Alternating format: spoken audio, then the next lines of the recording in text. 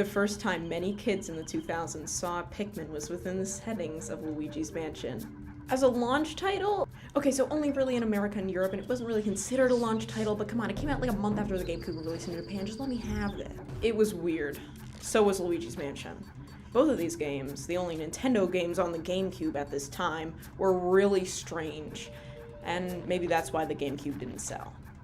But one of those games is my favorite game of all time, and the other's pretty close. And while my heart has always belonged to Luigi's Mansion, it has grown to have plenty of room for the Pikmin series. And with the release of Pikmin 4, there are so many people being introduced to the franchise for the first time. It's a great time to revisit Pikmin 1 and 2, especially because of the new ports on the Switch. For a very long time, I'm pretty sure me, just like everybody else, didn't really have any idea what kind of game Pikmin even was. I knew that it was Miyamoto's darling child that he cared about oh so much, but I also knew that there hadn't been a game in 10 years.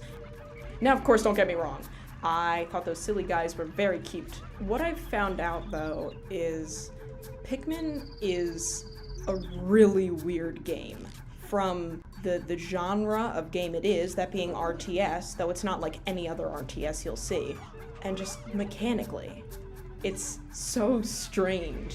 You know, the reason that most RTSs are stuck on PC is because they have a million different menus and a million different controls and buttons to press and stuff that you just can't map to a controller. It's not like a Nintendo game. But Pikmin is a Nintendo game in a very pure form. And Pikmin is a really weird game. Pikmin 1 sold okay. Pikmin 2 also sold okay.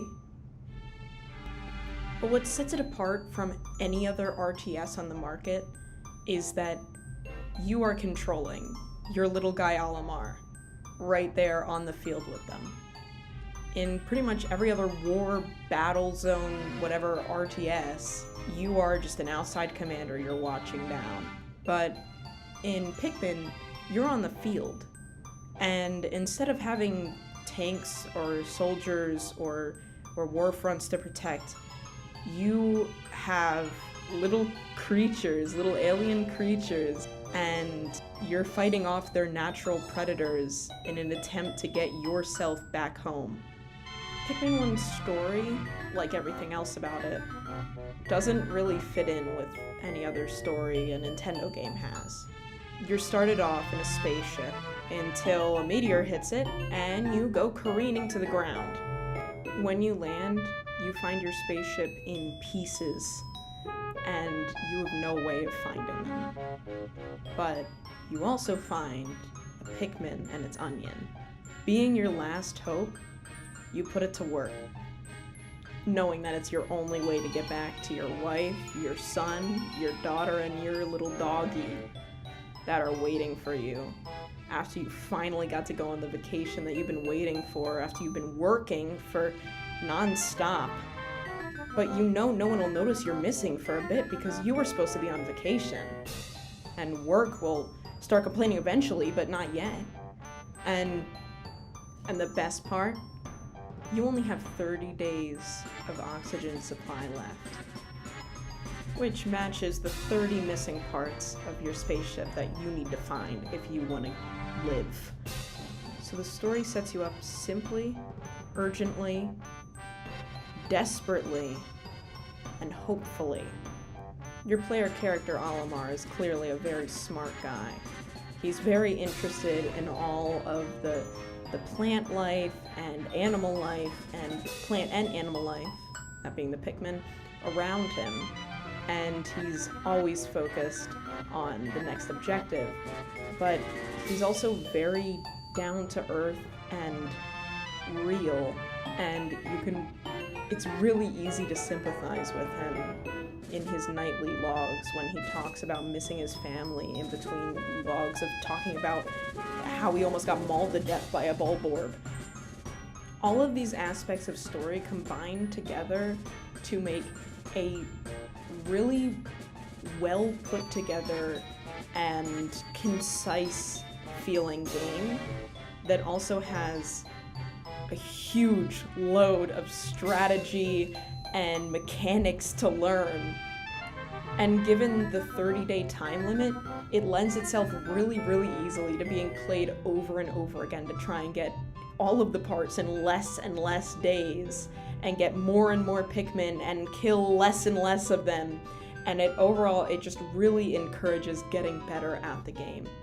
Most people who I hear talking about having played Pikmin in their childhood talk about how attached they were and still are to losing Pikmin, and how while you may become more desensitized to it than you were before, it's still gonna hurt a little bit.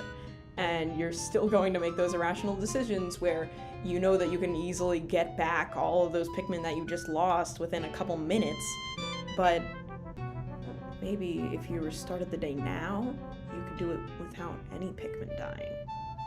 All of this put together, compared against the genre standards and all the differences there, to the controller that it's on, the GameCube controller, while being more complicated than many Nintendo controllers, still being way less complicated than a keyboard and mouse, plus the gripping and real story and characters. Plus, look at the Pikmin! Have you seen the Pikmin? Have you seen the Pikmin? Have you seen them? There's the red ones, the yellow ones, the blue ones, the white ones, the purple ones, the rock ones, the flying ones, the ice ones, the glowing ones. But in Pikmin 1, you just have the first couple. You have red, yellow, and blue. You can see them clearly. They all do completely different things. And it's just one more thing about this game that adds to the strategy while still being simple and easy to understand. The red ones do fire, the blue ones do water, the yellow ones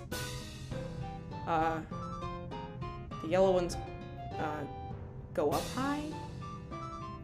Their ears make them aerodynamic. All this to say, I love Pikmin, and I could talk about it for a very long time. But Pikmin 1 especially just holds an incredibly special place in video game history, in Nintendo history, in just, it's a really interesting game, and there's really not much like it. So even if my favorite game is still Luigi's Mansion, it's okay. Pikmin 2 and Pikmin 3, Pikmin to play, control for the Wii. Pikmin 4 and 5, Pikmin 6, Pikmin 7, Pikmin 18, Billion and 11, Pikmin 3 Deluxe and Hey Pikmin, Pikmin Temptation and Pikmin Sin. Pikmin on your iPad, it's called Pikmin Bloom. Brand new crossover with Pikmin and Toon. Lost browser game, Pikmin Space Force. Pikmin 3 and Pikmin 7, Pikmin Adventure Nintendo Land, Pikmin coming to Super Smash Bros. Brawl. New sport I made where you throw a Pikmin ball. Pikmin on the GameCube where you can play it, love it or hate it, you will find it. Pikmin on the GameCube where you can play it, love it or hate it, you will find it on the GameCube. Pikmin on the GameCube, Pikmin on the freaking GameCube.